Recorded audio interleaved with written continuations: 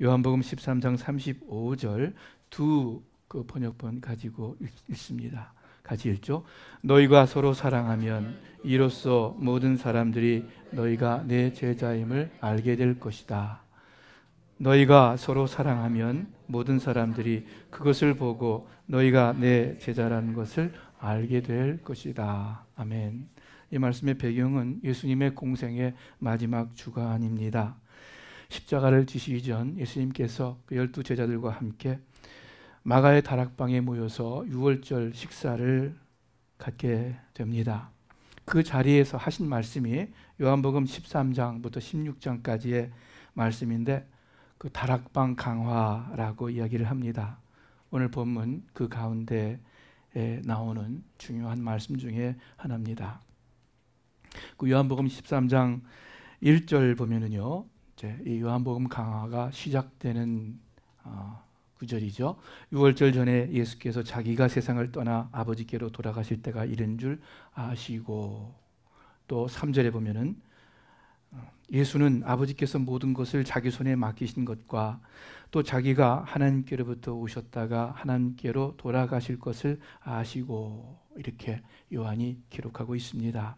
그냥 예수님께서 이렇게 말씀하셨다, 예수님께서 이렇게 일어나서 제자들의 발을 씻기셨다 하시지 않고, 그 전에 이 세상을 떠나 아버지께로 가야 할 때가 온 줄을 아시고, 당신이 하나님께로 다시 돌아가야 할 때가 온 것을 아시고, 이렇게 말씀하고 있습니다. 무슨 뜻이겠습니까?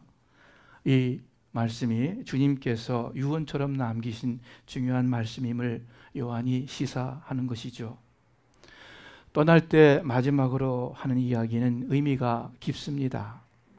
예수님께서 3년 동안 제자들과 함께 다니시면서 가르치셨는데 그 가르침에 대한 결론 같은 말씀입니다. 그래서 예수님의 말씀 다 중요하지만 오늘 이 본문의 말씀은 특히 더 중요한 의미가 있습니다. 예수님의 핵심적인 결정적인 가르침임을 기억하시기를 바랍니다. 예수님께서 제자들에게 또한 여러분과 저에게 무슨 말씀을 주십니까? 첫 번째, 이 구절에서 중요한 단어가 아까 줄쳤죠. 이로써 사람들이 그것을 보고, 이 중요한 단어입니다. 35절 그 원래 헬라어를 보면 또 영어도 그렇게 나와 있어요. 이로써 모든 사람이 너희가 내 제자인 줄 알리라, 너희가 서로 사랑하면, 이렇게 표현하고 있습니다. 영어로 하면은 By this all men will know that you are my disciple if you love one another. 영어 번역은 그렇게 되어 있어요. 이로써, by this, 그것은 물론 34절의 말씀을 가리킵니다. 34절과 35절 우리 함께 읽어보죠. 내가 너희에게 새 계명을 준다. 서로 사랑하라. 내가 너희를 사랑한 것 같이 너희도 서로 사랑하라. 이로써 모든 사람들이 너희가 내 제자임을 알게 될 것이다. 너희가 서로 사랑하면.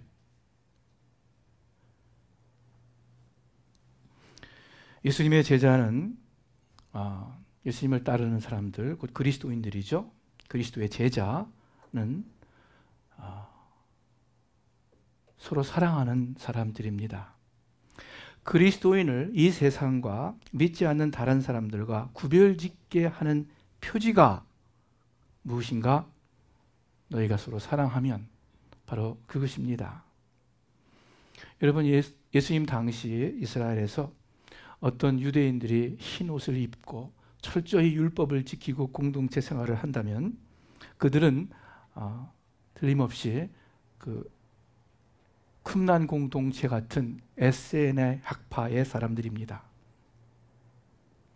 긴 옷을 입고 옷수를 길게 하고 경문곽, 이 성구를 적은 조그만 상자죠. 그걸 크게 해서 소매에 넣고 이렇게 권위를 세우면서 길거리를 다닌다면, 그리고 시장 같은 데서 사람들에게 인사받기를 좋아한다면, 그런 사람들은 누구예요? 예수님께서 말씀하셨잖아요.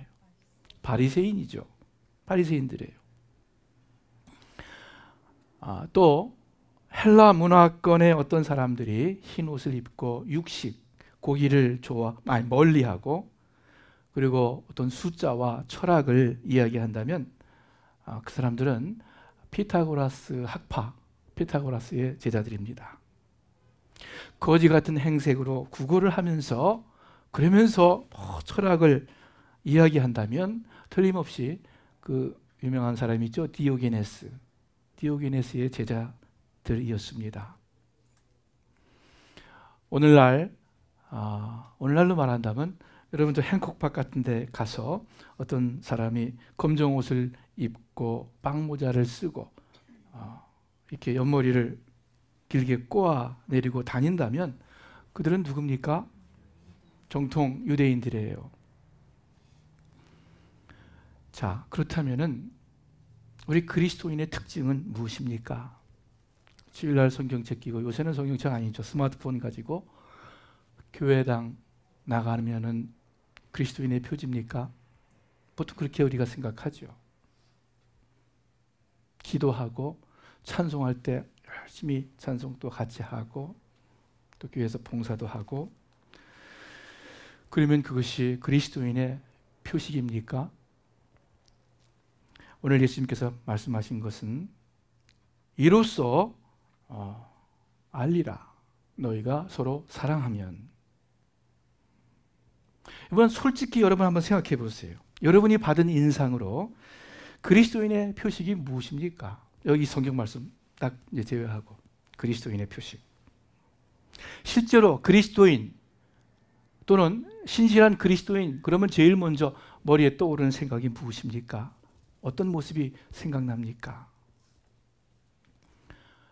주일날 교회 잘 다니고 봉사하고 헌금 잘하고 11조하고 또는 선교 여행도 가고, 물론 다 귀해요. 그러나 예수님께서 하신 말씀은 아니에요. 그것은. 자, 이런 교회에서 일하고 전도하고 예배 참석하고 이런 교회에서 일어나는 일은 차치하고 교회 밖에 일반적인 삶에서 예수님의 제자 하면 여러분 무엇이 떠오릅니까? 먼저 예수님의 제자들의 삶 이렇게 생각해 보세요. 그럼 무슨 생각이 들어요? 예? 그러니까요. 어떤 행실이냐, 뭐가 생각나요? 머릿속에 그려져요. 그리스도인 하면은 어떤 인상이 떠오르냐 그거예요. 아마 떠오르는 거 별로 없을 거예요. 기껏해야 제가 이것을 이렇게 경홀히 하는 것은 아닙니다. 잘해야 술, 담배 안 하는 사람들. 그러면 예수 잘 믿는 사람으로 알잖아요. 직장에서 동료들끼리 어디 가서 나는 술 안 먹어. 나는 예수 믿는 사람이야. 보통 일반 사회상에서의 삶 가운데 예수 믿는 사람의 표지하면은 술, 담배 안 하는 것 정도밖에는 생각이 안 나요. 별로.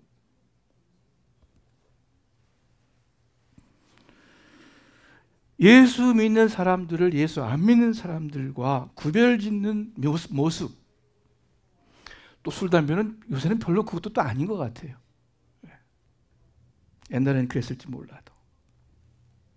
사람들에게 인식된 그리스도인의 전형적인 삶의 모습이 별로 없습니다. 만일 있다면 주로 부정적인 이미지밖에는 없어요. 솔직히. 어떤 이미지가 있는 줄 아세요? 예수 믿는 사람들 그러면은 말은 잘한다. 말은 잘하는데 행동이 안 따른다. 이런 사람들로 묘사됩니다. 또는 모이면 싸우는 사람들, 이런 인상들을 줍니다. 모든 교회들이 사랑을 외치지만 오늘날 아무도 그리스도인들은 서로 사랑하는 사람들이다, 이렇게 머릿속에 생각하지 않습니다. 심지어 여러분과 저도 그렇게 생각하지 않아요. 기독교인인 우리들도 그리스도인 하면은 서로 사랑하는 사람들, 이렇게 이꼬르가 되지가 않아요.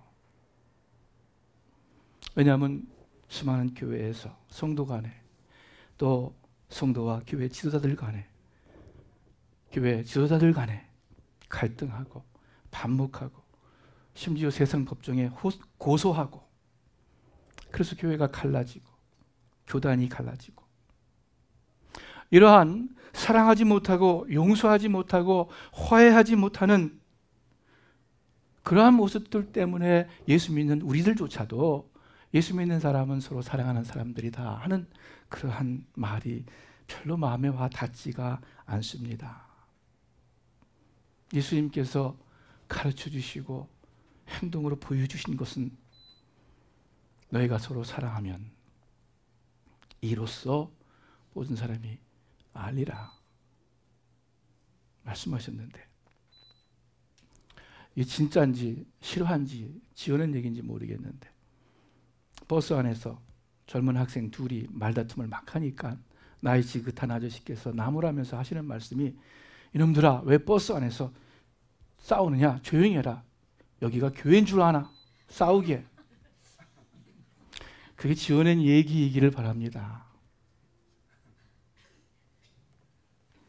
우리가 웃으면서 얘기하지만 참 기가 막힌 거예요. 교회가 세상 사람들의 눈에 서로 갈등하고 말 많고 싸우고 갈라지는 모습으로 비쳤다는 게, 눈먼 기독교라는 책이 있습니다. 뭐라고 하시는 분이 쓴 책인데, 이 저자가 그 신학대학원 시절에, 신학교 시절에 아프리카 수단을 여러 번 선교 여행을 방문했대요. 1990년대 수단은 이 지구상에서 가장 가난한 나라 중에 하나였다고 합니다. 이분이 그 수단에서 이제 목이 말라서 가게에 들어갔습니다. 그래서 콜라 한 병을 샀어요. 이 콜라를 이제 따려고 그러는데 이상해요. 이 병은 분명히 콜라병인데, 코카콜라병인데 그 병 마개가 위에 세븐업 글자가 있는 거예요. 세븐업 마개가 있어요. 이상하다. 그래서 이렇게 보니까 그 콜라병 안에 있는 색깔이 콜라 색깔이 아니라 누르스름한 색깔이 묻어 있어요. 그래가지고 주인에게 이제 물었습니다. 그랬더니 주인이 하는 이야기가, 자기 나라는 가난해서 모든 물건을 재활용하기 때문에 그렇다는 거예요. 그러니까 그 내용물은 괜찮다고 이렇게 얘기하는 거예요.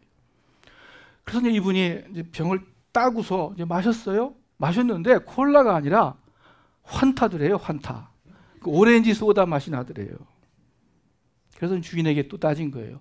그러면은 오렌지 소다라고 그래야지 왜 콜라라고 했느냐. 그러니까 그 주인이 또 하는 얘기가, 자기네 나라에서는 병 모양이 콜라면 다 콜라라고 부른대요. 그 콜라병 안에 무슨 뭐가 있든지 간에 그건 콜라다, 이렇게 얘기를 한대요. 여러분, 주일날 교회 가는 것, 교회에서 이런저런 봉사하는 것은 예수님을 따르는 제자의 겉표식입니다. 겉모습이에요. 아무리 콜라병이라도 그 안에 내용물이 콜라가 아니라 세븐업이면은 그걸 가지고 콜라 마셨다고 할 수 없는 거예요. 콜라가 아니라 세븐업이듯이 아무리 교인의 겉모습을 하고 있을지라도 예수님께서 가르쳐 주신 그 교인의 참 표지, 서로 사랑하지 않으면 그러면 주님을 따르는 제자라고 할 수 없는 거예요. 그렇지 않습니까? 그리스도인을 그리스도인 되게 하는 특징은 너희가 서로 사랑하면입니다. 예수님께서 참 중요하게 제자들을 떠나면서 남기신 말씀입니다. 또한 우리가 두 번째로 생각할 수 있는 이 말씀은, 모든 사람이 너희가 내 제자임을 알리라. 모든 사람이 알게 된다, 인정하게 된다 하시는 건데, 이 말씀 가운데에는 어떤 전도와 선교의 원리가 담겨 있습니다. 우리 교회 다니는 사람들이 제자 삼는다, 또 제자 훈련, 이런 말 참 많이 들었습니다. 여러분, 예수님의 제자가 되는 것이 과연 무엇입니까? 과연 어떤 것인지 별로 깊이 생각하지 않는 것 같아요. 아니, 잘 모르는 것 같아요. 제자라는 것은 스승의 가르침을 배우고 따르는 사람입니다. 우리 모두는 예수님께서 우리를 부르셨는데 제자로, 예수님의 제자로 부르셨습니다. 그러면 예수님의 가르침이 무엇입니까? 아까 우리가 읽었듯이 새 계명을 너희에게 주노니 서로 사랑하라. 내가 너희를 사랑한 것 같이 너희가 서로 사랑하라. 그것이 예수님의 분부죠. 모든 말씀을 다 랩업한, 하나로 묶은 예수님의 계명입니다. 우리가 이 예수님의 가르침을 배우고 따를 때 예수님의 제자입니다. 그래서 그 34절에 그 세 계명을 주시고 35절에 오늘 우리 아침 본문 35절에 이로써 모든 사람이 너희가 내 제자인 줄 알리라. 너희가 서로 사랑하면, 이렇게 말씀을 하십니다. 이 말씀에 다시 한번 여러분의 주의를 환기하시길 바랍니다. 그리스도인들끼리 서로 사랑하면 모든 사람들이 저들이 그리스도를 따르는 제자인 줄 알게 된다. 모든 사람들, 유대인, 헬라인, 오늘날로 말하면 지식 있는 사람, 지식 없는 사람, 남자, 여자, 가난한 사람, 부자, 할 것 없이, 마음이 닫힌 자, 열린 자, 할 것 없이 기독교에 대해서 호감이 있는 사람, 기독교에 대해서 아주 엔티 기독교인, 반대하는 그런 사람일지라도 결국은 모두가 안다. 우리가 서로 사랑하면 우리가 진정 그리스도의 제자라는 것을 알게 된다. 그냥 지식적으로 안다는 뜻이 아닐 거예요. 저들이 그것을 좋게 평가한다, 인정한다는 뜻일 거예요. 전도의 열매가 생긴다는 뜻 아닙니까? 선교에 효과가 있다는 뜻 아닙니까? 여러분, 초대교회 굉장히 빨리 전도와 선교가 이루어졌습니다. 사도행전에 보면 벌써 그때부터 참 많은 사람에게 복음이 전파된 것을 알 수 있어요. 오늘날처럼 교통수단이나 인터넷 같은 커뮤니케이션이 전혀 없었던 그러한 시대입니다. 그러한 상황에 비춰볼 때 정말로 짧은 시간 내에 복음이 곳곳에 전파되었습니다. 전도가 굉장히 빨리 이루어졌어요. 여러 가지 요인이 있겠지만 모든 역사학자들이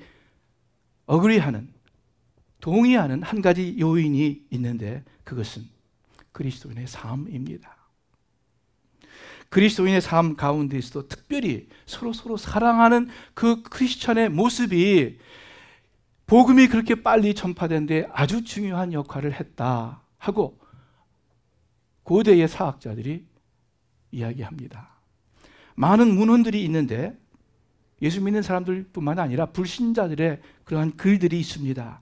그들 가운데 그리스도인들의 삶, 서로 사랑하고 섬기는 삶의 모습이 기록되어 있습니다. 저들을 봐라.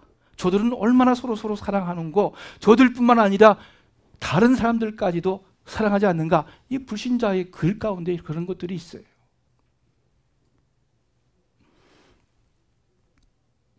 오늘날 모든 교회가 전도와 교회 부흥을 위해 애쓰고 고민하고 기도합니다. 우리도 우리 새소망 교회가 더 전도를 많이 하고 전도가 많이 되기를, 부흥하기를 원합니다. 전도와 선교에 열심을 내야 합니다. 그런데 가장 중요하게 오늘 주님께서 우리에게 가르쳐 주신 이 선교의, 전도의 기초 원리를 여러분 잊지 마시기를 바랍니다. 이로써 모든 사람이 너희가 나의 제자인 것을 알리라. 모든 사람이 너희를 인정하리라.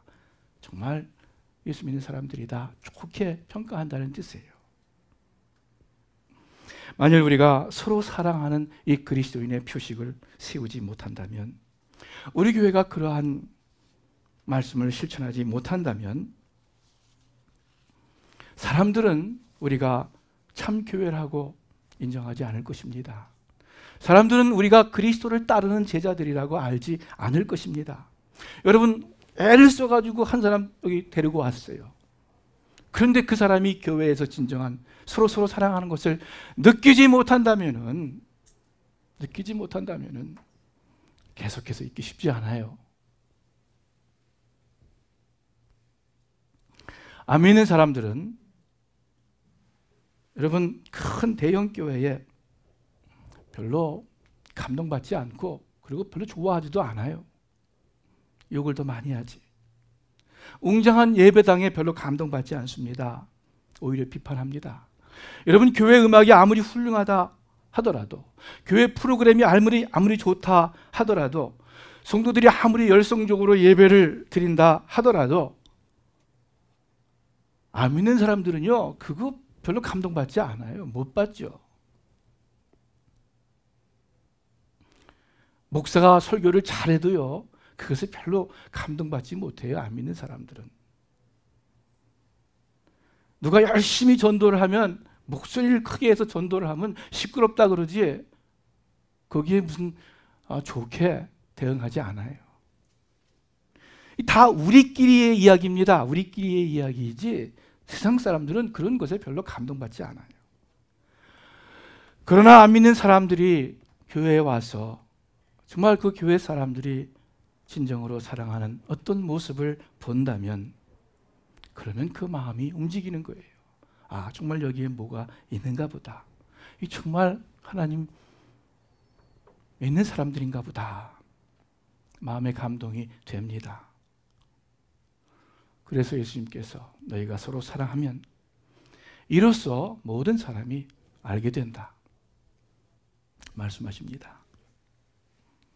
너희가 서로 사랑하면 했는데, 세 번째로, 그렇다면 이 주님께서 말씀하신 사랑이 무엇입니까? 제가 먼저 말씀드리는데, 교회에서 서로 사랑한다 말하는데, 모든 교회가 다 우리 교회는 사랑이 많다 이런 표현하지 않습니까? 특별히 우리처럼 작은 교회는 그런 소리 더 잘해요. 작으니까 뭐 서로 잘하고 사랑이 많다 이야기를 해요. 그런데 대부분의 경우 제가 볼 때 감상적이에요. 기분에 달려 있어요. 아유, 우리 교회는 정말 사랑이 많은 교회다 하는데, 제가 볼 때는 사랑이 많은 것이 아니라 서로 마음이 맞고 서로 친하고 서로 기분이 맞는 거예요. 오랫동안 지냈기 때문에 재밌는 거예요. 서로들 이야기할 때에. 내가 잘해주고 상대방도 나를 잘해주고, 내가 인정하고 또 나를 인정해주고, 잘 통하고, 그래서 마음에 흡족 만족이 생기는 거예요. 즐겁고 재밌는 거예요. 우리 교회 성도님들이, 여러분들이 저에게 잘해 주십니다. 제가 알아요. 목사님 하고 저를 인정해주고 식사를 대접하기도 하고 잘해 주세요. 그런데 질문할게요. 여러분, 제가 좀 싫은 소리 하고 막 야단치고 그러면 어떻게 하시겠어요? 그래도 저를 사랑하고 잘해 주시겠어요? 우리 아멘. 최 원사님 확실하게 아멘 하셨어요. 감사합니다. 자, 또 물을게요. 그러면 만일 제가 야단을 치는데 제 기분으로 부당하게 막 야단을 쳐요. 그때도 저를 사랑하시겠어요? 그건 아니죠. 딱 나오시네요. 네, 그건 아니죠. 다들 고개를 좀 하는 것 같아요. 만일 제가 나쁜 목사가 된다면, 잘못하고 목사답지 않은 행동을 한다면, 뭐 그때는 사랑이 아니라 당장 쫓아내겠네요. 네? 여러분, 제가 부족한 모습을 보인다 하더라도, 목사답지 아니한 행동을 한다 하더라도 그래도 저를 사랑해야 되지 않겠어요? 그래서 권면하고 이야기하고, 그다가 안 되면은 쫓아내다 하더라도, 그래야 그거 사랑하는 것 아닙니까? 성도 간에 마찬가지죠. 서로 착하고 내 마음에 들고 다 괜찮아 보이고, 또 제일 중요하게 나한테 잘해주고 나를 인정하고, 그런 사람들 사랑한다면 그건 사랑 아니에요. 그건 기분이에요. 그냥 세상적인 친교에 지나지 않습니다. 친절을 베풀고 도와주고 섬기고 다 좋습니다. 그런데 우리 교회에서, 일반 교회에서 행해지는 그러한 일들이 너무 조건적이에요. 너무 제한적이에요. 예수님께서 가르쳐 주시고 보여주신 사랑이 진짜 사랑입니다. 요한복음 13장 14절에 예수님께서 아버지께로 돌아가실 때가 이른 줄 아시고 쭉 말씀을 하시면서 또 하나님께로 돌아가실 때가 아시고 일어나서 제자들에게 뭔가 이 행동으로 보여주시는 거예요. 우리 다 같이 읽어보죠.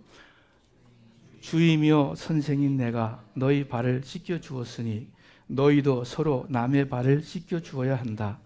내가 너희에게 행한 대로 너희도 행하게 하기 위해 내가 본을 보여주었다. 본이 뭡니까? 여러분과 제가 따르라고 행동하신 것이 본입니다. 이 예수님의 사랑의 섬김이에요. 그 12명의 제자들을 하나하나 발을 씻어주시는데 그 베드로와 같이 아무것도 모르면서 나서는 사람 발도 씻어주시고 의심이 많은 도마의 발도 씻어주시고 조금 있으면 자기를 배반해서 가룟 유다의 발도 씻어주셨어요. 여러분 가룟 유다의 발을 씻을 때는 설렁설렁 넘어갔겠어요? 아니에요. 마음이 달랐겠어요? 아니에요. 제가 생각할 때 제가 믿기로는 예수님께서 제일 사랑하고 가까이 했던 요한의 발을 씻길 때나 가룟 유다의 발을 씻길 때나 도마의 발을 씻길 때나 베드로의 발을 씻길 때나 똑같은 마음으로 똑같은 정성으로 똑같은 섬김의 자세를 가지고 발을 씻겨 주셨을 것입니다. 예수님의 사랑의 섬김이에요. 아무도 제한 두지 않으셨어요. 그 사랑의 섬김에 대해서 말씀을 드립니다. 그 리처드 포스트라고 하는 유명한 분이죠. 그 Spiritual Formation, 영성 훈련에 대해서 책을 쓰신 분인데 그분의 글을 참조한 겁니다. 예수님께서 보이신 섬김이 어떠한 섬김인가? 어떠한 사랑인가? 진정한 섬김은 큰 섬김과 작은 섬김을 구분하지 않습니다. 섬길 수 있는 모든 기회를 차별 없이 다 환영합니다. 어떤 면에 있어서 우리들은 다른 사람의 발을 씻기라는 말씀보다 부모나 집이나 전토를 버리라 하는 이 말씀을 더 좋아할지 모릅니다. 왜냐하면 철저한 자기 부인은 어떤 모험을 한다는 느낌을 주기도 합니다. 우리가 모든 것을 다 버린다면 어떤 순교의 영광을 얻는다고 생각할 수도 있기 때문입니다. 그러나 발을 씻기는 섬김은 우리가 아주 평범하고 또 세상적이고 보잘것없는 것을 한다는 느낌을 갖게 됩니다. 다른 사람들도 그렇게 압니다. 예수님께서는 작은 섬김을 말씀하셨어요. 지극히 작은 소자에게 한 것이 내게 한 것이다. 냉수 한 그릇 대접한 것이 곧 나를 대접한 것이다 말씀하셨습니다. 또 자기 의의 섬김, 진정한 섬김이 아니에요. 자기 의의 섬김은 결과에 대해서 지대한 관심을 가지고 또 상대방으로부터 어떤 보답이 돌아오기를 은근히 기다립니다. 만일 결과가 기대 이하일 때는 그 섬김의 마음이 변해서 반대로 미움이 되기도 합니다. 그러나 진정한 섬김은 결과를 따지지 않습니다. 결과를 계산하지 않습니다. 섬김 자체를 기뻐할 뿐입니다. 섬김을 통해서 이웃이 조금이라도 유익하게 된다면 그것이 전부입니다. 왜냐하면 그것이 주님을 따르는 길이기 때문입니다. 자기 의의 섬김은 누구를 섬길지 그 대상을 선택합니다. 때로는 높은 지위에 있고 권세를 가진 사람만 섬깁니다. 그렇게 할 때 어떤 이득이 자기에게 돌아오기 때문입니다. 때로는 낮은 사람이나 어려운 사람만을 섬기기도 합니다. 그럴 때 자신의 겸손을 내세울 수 있고 또는 자신의 어떤 가치를 내세울 수 있기 때문입니다. 그러나 진정한 섬김은 섬김의 대상에 차별을 두지 않습니다. 누구나 똑같이 섬깁니다. 교회의 담임 목사든 교회에 아무 힘없는 한 사람이건 상관없이 그 섬김이 꼭 같습니다. 예수님께서 사람들을 초대하는 것에 대해서 이렇게 말씀합니다. 너희는 사람들을 초대할 때 너희 친한 친구나 형제나 부자, 이웃을 초대하지 말라. 오히려 가난한 사람, 못난 사람, 장애 있는 사람들을 초대해라. 로마서 5장에 보니까 하나님께서 우리를 사랑하신 것은 우리가 아직 하나님의 원수되어 있을 때에 사랑하셨다, 우리를 섬겼다 말씀합니다. 그래서 우리의 섬김은, 우리의 사랑은 결국 그 엑기스를 따진다면 원수를 사랑하고 원수를 섬기는 겁니다. 원수를 미워하고 나와 친한 사람을 사랑하는 것은, 그것은 예수님의 사랑이 아닙니다. 원수를 섬기고 또한 내 이웃을 섬기는 것이 예수님의 섬김입니다. 자기 의의 섬김은 기분과 마음의 지배를 받습니다. 기분이 내킬 때 섬깁니다. 섬길 기분이 아니거나 피곤하거나 힘들면은 집어치웁니다. 그러나 진정한 섬김은 꾸준히 섬깁니다. 단순히 섬깁니다. 진정한 섬김은 섬길 기분이 나던 섬길 기분이 나지 않던 그런 것에 영향받지 않습니다. 여러분, 섬길 기분이 나서 열심으로 뜨겁게 신나게 섬기는 것 좋겠지만, 그보다 더 좋은 것은 그러한 기분에 의존하지 않고 예수님의 사랑을 알고 예수님을 따르기 위해서 섬기는 것이, 그것이 진정한 섬김입니다. 자기 의의 섬김은 일시적입니다. 섬김을 수행하고 있는 동안에 섬깁니다. 섬김을 마친 다음에는 안이하게 됩니다. 그러나 진정한 섬김은 어떤 윤리적인 행동 또는 규정이라기보다 일반적인 그 마음의 자세이고 생활 방식입니다.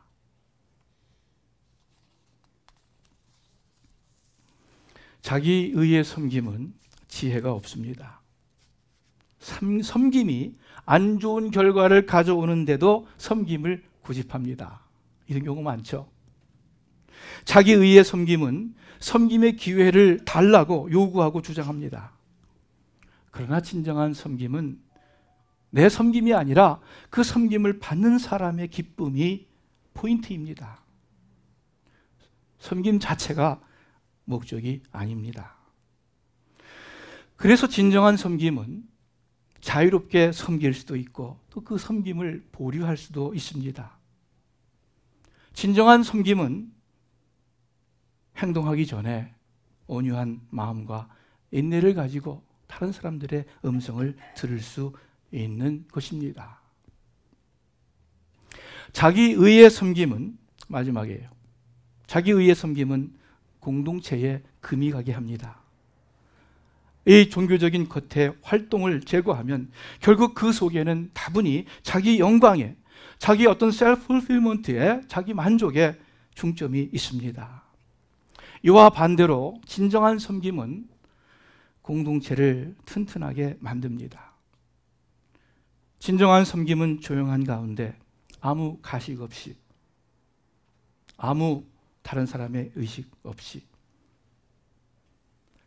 다른 사람들의 필요를 돌보기를 힘씁니다.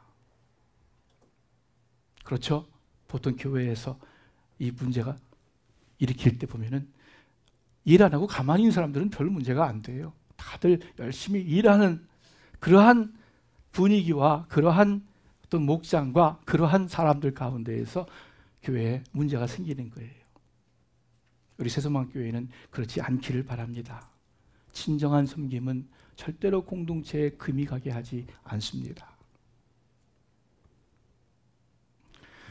여러분, 예수님께서 보여주신 사랑의 섬김, 여러 가지 내용을 들었습니다. 우리가 무엇을 따라가야 하겠습니까? 여러분, 제가 휴머니스트라서 사랑 이렇게 이야기하는 건 아닙니다. 제가 박애주의자 아니에요. 무슨 꼭 평화주의자도 아니에요. 제가 인정이 많아서 그러는 거 아니에요. 저 인정 별로 없는 사람이에요. 이웃과 더불어 둥글둥글 잘 살고자 사랑이 최고다 이야기하는 거 아니에요. 무슨 인간의 고매한 인격을 말씀드리는 것도 아니에요. 그 감정이 좋아서도 아니에요. 왜냐하면은 이것이 하나님의 말씀이고 예수님께서 마지막으로 가장 중요하게 우리에게 가르쳐 주시고 행동으로 보여주신, 당부하신 말씀이기 때문에 그렇습니다. 예수님께서 아버지께로 돌아가실 때가 가까이 옴을 아시고 우리들에게 당부하신 말씀이기 때문에 그렇습니다. 이 예수님의 유언처럼 하신 말씀이기에 또 그 말씀을 들은 제자들이 곳곳에서 복음서에서 또 제자들의 편지, 서신서에서 그 예수님의 사랑을 가장 요점으로 우리에게 가르쳐주고 계시기 때문에 사랑하는 거예요. 시냇가에 청개구리 2마리가 살았습니다. 엄마 청개구리, 아들 청개구리가 살았어요.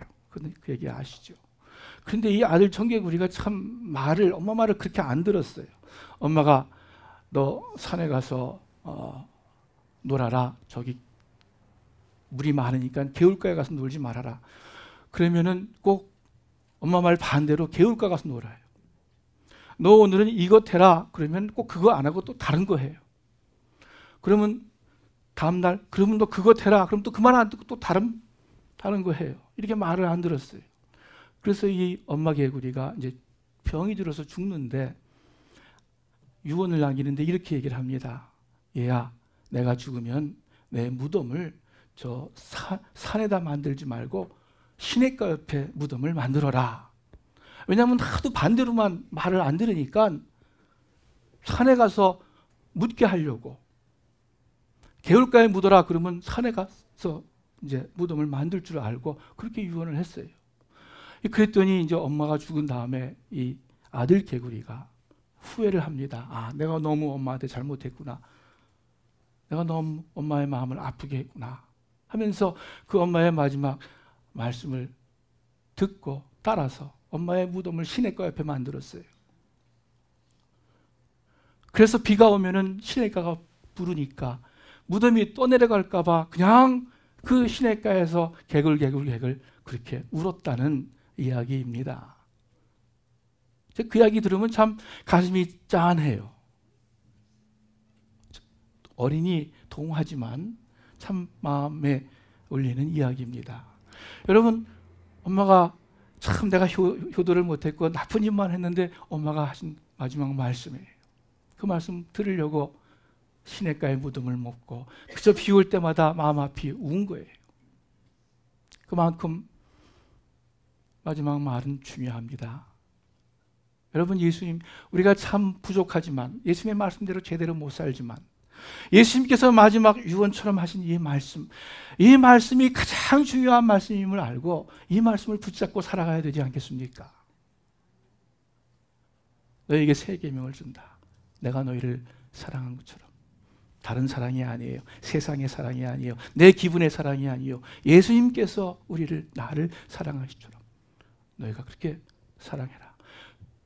이로써 모든 사람이 너희가 내 제자인 줄 알리라. 너희가 서로 사랑하면. 그래서 여러분들의 삶, 우리 교회의 삶이 참 하나님 안에서 복되기를 주님의 이름으로 축원합니다. 기도하겠습니다. 하나님 아버지, 주님께서 주신 말씀 그들 마음속에 새기고 우리의 남은 생애 동안 살아갈 수 있도록 하나님 도와주시옵소서.